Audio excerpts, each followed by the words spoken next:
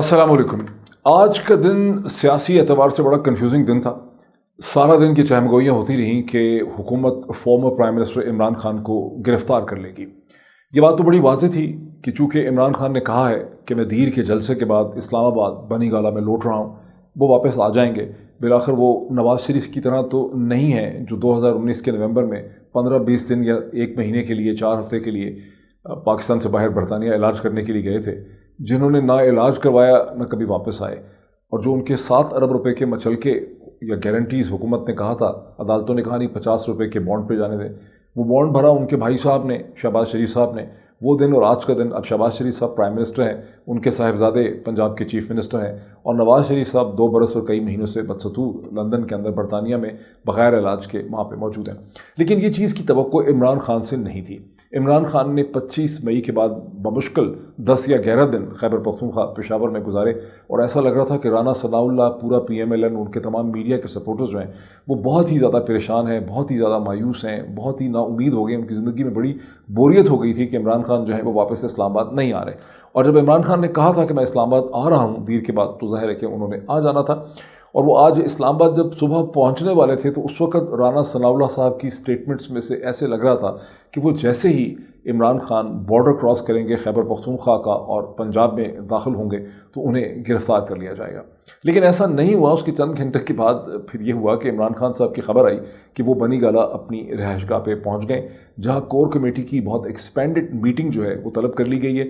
फिर राना सनाउल्लाह साहब की स्टेटमेंट आई कि नहीं, इमरान खान को हमने सिक्योरिटी दे दी है और यही सिक्योरिटी इमरान खान को गिरफ़्तार कर लेगी जब उनकी ज़मानत ख़त्म होगी। ये खासी इंटरेस्टिंग स्टेटमेंट है, बिकॉज ज़मानत इमरान खान को दी हुई है पेशावर हाई कोर्ट ने 25 जून तक, और अभी महज 5 जून है। और साथ ही अलबत्ता पेशावर हाई कोर्ट ने इमरान खान को पाबंद किया है कि वो सेशन कोर्ट के सामने इस्लामाबाद में पेश हों। ये बहुत अनलाइकली है कि इस्लामाबाद की एक सेशन कोर्ट इमरान खान की ज़मानत में तोसी ना करे।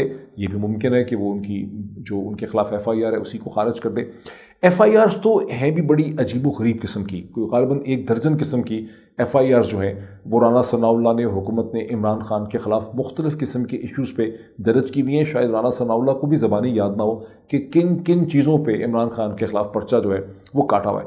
लेकिन बहुत बड़ा सवाल ये है कि क्या ये हुकूमत अफोर्ड करती है कि ये former prime minister Imran Khan को गिरफ़्तार कर ले। ये बड़ा एक इंटरेस्टिंग पॉलिटिकल क्वेश्चन है, बिकॉज इसके साथ नत्थी हैं दर्जनों सवालात, और तमाम जो हुकूमत की इस वक्त की सूरत हाल है वो भी इसके साथ ही जुड़ी हुई है। तो बड़ा अनलाइकली है कि हुकूमत ये रिस्क लेगी, वो चाहेगी कि इमरान खान को गिरफ़्तार करके उनको एक बहुत बड़े हीरो में कन्वर्ट कर दे। मगर इसके बावजूद जो बात थोड़ी सी हैरानगी की है वो ये है कि जो कोर कमेटी की मीटिंग बनी गाला में बुलाई गई, और जो नॉर्मल कोर कमेटी की मीटिंग नहीं थी, कोर कमेटी की मीटिंग में इतने लोग नहीं होते, ये मीटिंग बड़ी एक्सपेंडेड मीटिंग थी जो हॉल में, कमरे में नहीं हो सकी। इसको एक शामियानों के तहत खुले लॉन में किया गया, जिसमें बहुत से MNAs थे, बहुत से MPs थे, मुख्तलिफ सूबों के और भी लोग थे इसमें।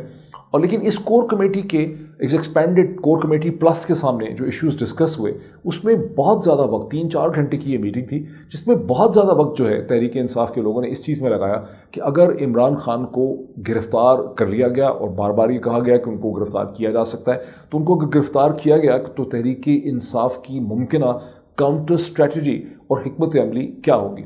जैसा कि मैं कह चुका हूँ, ये बात बहुत अजीब होगी अगर राना सनाउल्लाह और शहबाज शरीफ या शहबाज जरदारी रजीम जो है वो इमरान खान को गिरफ़्तार करके उनको एक नए हीरो में कन्वर्ट कर दें। ज़्यादा पॉसिबिलिटी इस चीज़ की है कि कोई नई बेतुकी सी FIR दर्ज की जाए, रात को FC और पुलिस उनकी बनी गाला की रिहाइश पे पहुँचें और कहें कि बनी गाला की रिहाइश को एक सब जेल में कन्वर्ट कर दिया है और इमरान खान यहाँ से बाहर नहीं निकल सके।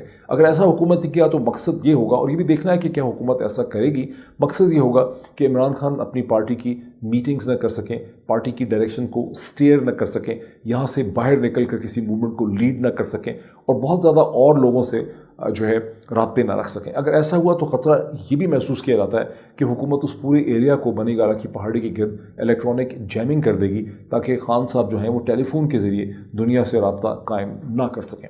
लेकिन अगर हुकूमत ने ऐसा किया तो भी तहरीक इंसाफ के वकला जो हैं अदालतों को रुख करेंगे اور یہ بڑا مشکل ہوگا کہ عدالتیں اس قسم کی کسی نظر بندی میں جس میں پاکستان کا فارمر پرائم منسٹر جو ہے وہ دنیا سے کمیونیکیشن نہ کر سکے یا اسے مقید کر دیا جائے، اسے بند کر دیا جائے آن ویری فکٹیشس چارجز جس میں کسی قسم کا سبسٹنس نہیں ہے، اسے عدالتیں زیادہ دیر تک سسٹین نہیں کریں گی. اور اگر عدالتیں سسٹین نہیں کریں گی تو بھی عمران خان جو ہے ان کی پارٹی ہیرو لگے گی.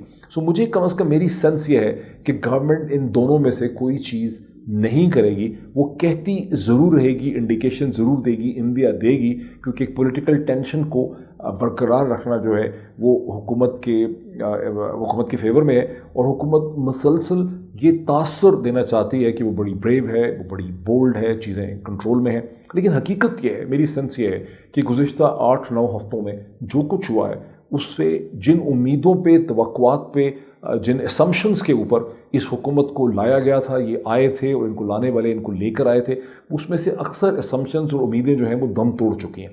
اور حکومت کی جو ایک ممکنہ جو ایک ایکسیپٹیبلٹی تھی وہ بالکل ایروڈ ہو چکی ہے. اور یہ پیٹرول بوم کے بعد اور جس طرح سے مہنگائی اس وقت ہے، جس طرح سے بجلی کی کمی ہے، جس طرح سے ایندھن مہنگا ہے، ان تمام صورتحال میں حکومت اب خود بھی یہ سوچ رہی ہے کہ کیسے جلد از جلد، جتنی جلدی ممکن ہو، ایک اپنی مرضی کے انتخابات کروائے جا سکیں جو بڑے میسولی رگ ہوں، جنہیں مینیج کیا جا سکے الیکشن کمیشن کے تھرو، بیوروکریسی کے تھرو، بیوروکریٹک پلیسمنٹ کے ذریعے اور مختلف ہیلوں بہانوں سے، جیسا کہ ہم گزشتہ کئی دنوں سے دیکھ رہے ہیں کہ ہزاروں لوگوں کے جو ڈیلیمیٹیشن ایکسرسائز کی گئی ہے اس کے نتیجے میں ہزاروں لوگوں کے جو پولنگ اسٹیشنز ہیں ان میں تبدیلی ہو گئی ہے.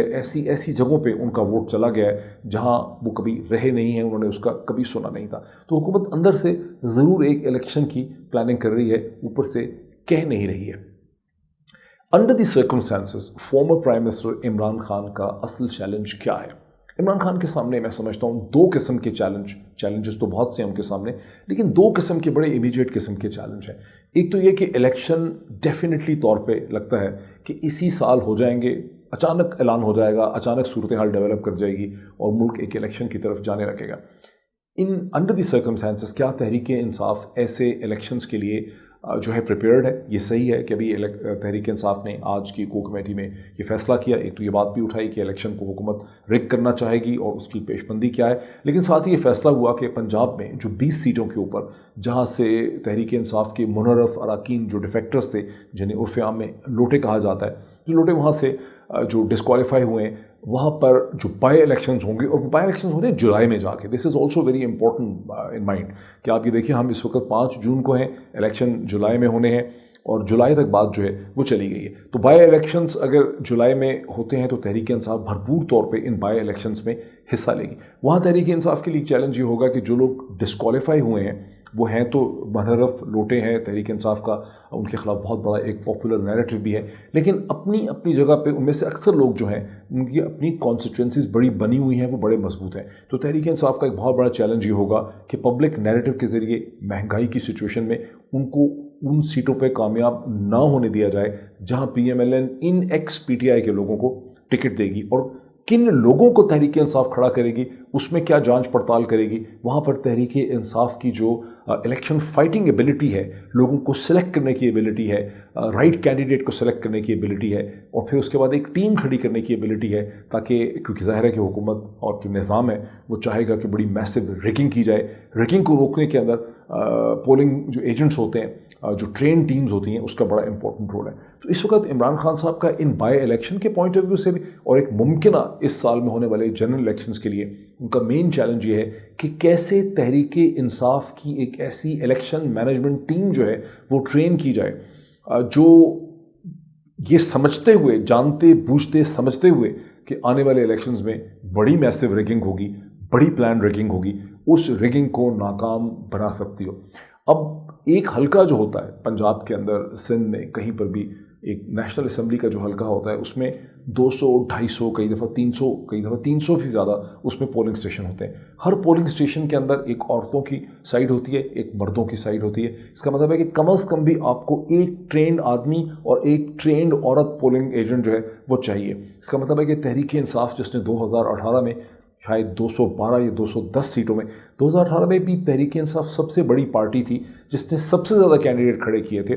تو اب اگر تحریک انصاف सिर्फ 220 कैंडिडेट भी खड़ी करती है नए होने वाले इलेक्शन में, तो इसका मतलब है कि कम से कम भी उसे 40,000 से ज़्यादा जो पोलिंग स्टेशंस हैं उसके लिए ट्रेन स्टाफ चाहिए होगा। और जैसा कि मैंने कहा कि हर पोलिंग स्टेशन पे आपको एक औरत पोलिंग एजेंट, एक आदमी पोलिंग एजेंट, 2 तो आपको चाहिए। तो यूँ तहरीक इंसाफ को minimum 80,000 and to be on the safer side कम से कम 1 लाख ट्रेंड पोलिंग एजेंट चाहिए होंगे। 2013 के इलेक्शन में भी और 2018 के इलेक्शन में भी तहरीक इंसाफ की टीम मैनेजमेंट कमज़ोर थी, इन द सेंस कि उसके पास इतने ट्रेंड और तजर्बाकार चालाक किस्म के जो पोलिंग एजेंट हैं वो नहीं थे। तो इस वक्त एक तो ये बहुत बड़ा चैलेंज इमरान खान का, उनकी पार्टी का ये है कि इस मुमकिन इलेक्शन के हवाले से उन्हें किस तरह से अपनी पार्टी को मेंटली प्रिपेयर करना है, लॉजिस्टिकली प्रिपेयर करना है, ताकि वो इस एक मुमकिन पोटेंशली रिग्ड इलेक्शन को सह सकें, उसको मैनेज कर सकें, उसमें खड़े हो सकें, बिकॉज इलेक्शन तो बड़ा मैसिवली रिग्ड होगा पाकिस्तान में, तारीख भी बदनसीबी से यही कहती है। दूसरा इमरान खान साहब का चैलेंज ये है कि अब चूँकि वो बनी गाला में हैं, इस्लामाबाद में हैं, उन्हें एक्ट करना चाहिए as a prime minister in waiting. इसका मतलब है इस वक्त पाकिस्तान का सबसे बड़ा जो प्रेसिंग चैलेंज है, नियर टर्म में भी लॉन्ग टर्म में भी, वो पाकिस्तान की मईशत है, इकनॉमिक्स है। पाकिस्तान की जो इकनॉमिक सूरत हाल है वो बहुत पतली है। अब जो भी हुकूमत आएगी अगले 5 बरस के लिए, उसका मेन चैलेंज ये होगा कि उसने इकनॉमिकली कैसे परफॉर्म करना है। पाकिस्तान में जब भी सियासी जमातें एक इलेक्शन में आती हैं तो वो सिर्फ ये कहती हैं कि हम लाहौर को पेरिस बना देंगे, पाकिस्तान को अमेरिका बना देंगे, हम चीन की तरह कोई चीज़ कर देंगे, हम एक्सपोर्ट्स को बढ़ा देंगे, हम इंपोर्ट्स को कंट्रोल कर लेंगे, हम पाकिस्तान में मैन्युफैक्चरिंग बढ़ा देंगे, हम सीपेक को आसमान तक ले जाएंगे। जैसे अभी शहबाज शरीफ साहब ने कहा कि पाकिस्तान रॉकेट की तरह जो है वो तरक्की करेगा। पाकिस्तान में कभी वो प्री इलेक्शन डिबेट नहीं हुई जो मगरब की हर जमहूरियत में होती है, जहाँ सियासी जमातें अपना अपना लाहे अमल बताती हैं। जब वो ये कहती हैं कि वो क्या करना चाहती हैं, वो ये भी बताती हैं कि वो ऐसा कैसे करेंगी। अगर वो डिफेंस बजट को, कोई पार्टी कहती है कि हम डिफेंस बजट को बढ़ाएंगे, तो उसको ये भी बताना होता है कि हम डिफेंस बजट को कितने बिलियन डॉलर से, कितने अरब रुपए से बढ़ाएंगे, और ये जो कितने 5 अरब रुपए हैं या 10 अरब रुपए हैं, ये हम कहाँ से लेकर आएंगे। तो उसको एक्चुअल एदाद व शुमार पे बात करनी होती है कि पाकिस्तान की मईशत जो है वो अगर 300 अरब की है, हम उसको 500 अरब का यानी 300 बिलियन डॉलर्स की है, तो हम उसको, ये मैं एग्जैक्ट फिगर नहीं है, 300 बिलियन डॉलर्स की अप्रॉक्सीमेटली है, तो हम उसको 600 बिलियन डॉलर्स का बनाएंगे या 500 बिलियन डॉलर्स का बनाएंगे। कैसे बनाएंगे? अगर एक्सपोर्ट्स जैसे पाकिस्तान की 32 बिलियन डॉलर्स हैं, हम उसको 50 बिलियन डॉलर्स हैं, तो कैसे कन्वर्ट करेंगे। तो इस तरह से सियासी जमातों को अपना एक लाहे अमल देने की ज़रूरत है। चूँकि कभी किसी सियासी जमात ने दिया ही नहीं है। इमरान खान साहब को, मुझे बहुत से लोगों ने कहा भी है, बिजनेसमैन ने, कि इमरान खान साहब को चाहिए कि वो एक इकनॉमिक एजेंडा, एक well thought out economic agenda जो है वो डिबेट करें, उस इकनॉमिक एजेंडे के सेंटर में वो आ जाएं। और उसका तरीका ये है कि वो पाकिस्तान की तमाम जो इकोनॉमिस्ट हैं, जो बिज़नेस कम्युनिटीज़ हैं, जो ट्रेडिंग कम्युनिटीज़ हैं, उनसे मिलें, उनको बुलाएं। जो आता है, जो हुकूमत के हमारे खौफ नहीं आता, वो नहीं आएगा।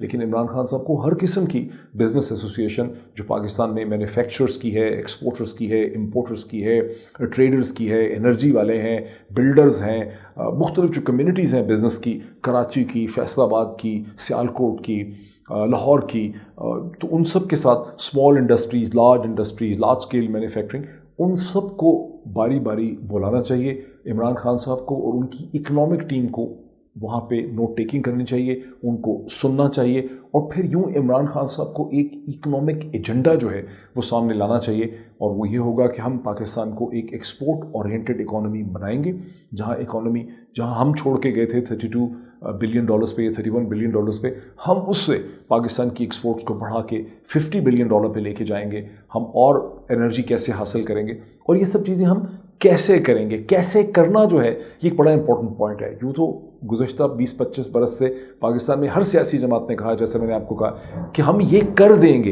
भाई कैसे करेंगे, that is the most important point. तो इस वक्त इमरान खान को एक इकनॉमिक एजेंडा सामने लेकर आना चाहिए। यही मैं समझ सकता हूँ इस वक्त सिंगल मोस्ट इंपॉर्टेंट चीज़ है। बाकी जैसे मैंने कहा कि एक कन्फ्यूजन है, एक अनसर्टेनिटी है, और जिसे अंग्रेज़ी में कहते हैं अ लल बिफोर द स्टॉर्म। तो आज तो वो लल और खामोशी है बिफोर द स्टॉर्म, और स्पेकुलेशन ज़रूर होती रही है, लेकिन अगले आने वाले दिनों में देखें क्या होता है। यकीनी तौर पर बड़ी ड्रामेटिक डेवलपमेंट्स एक्सपेक्टेड है। Thank you.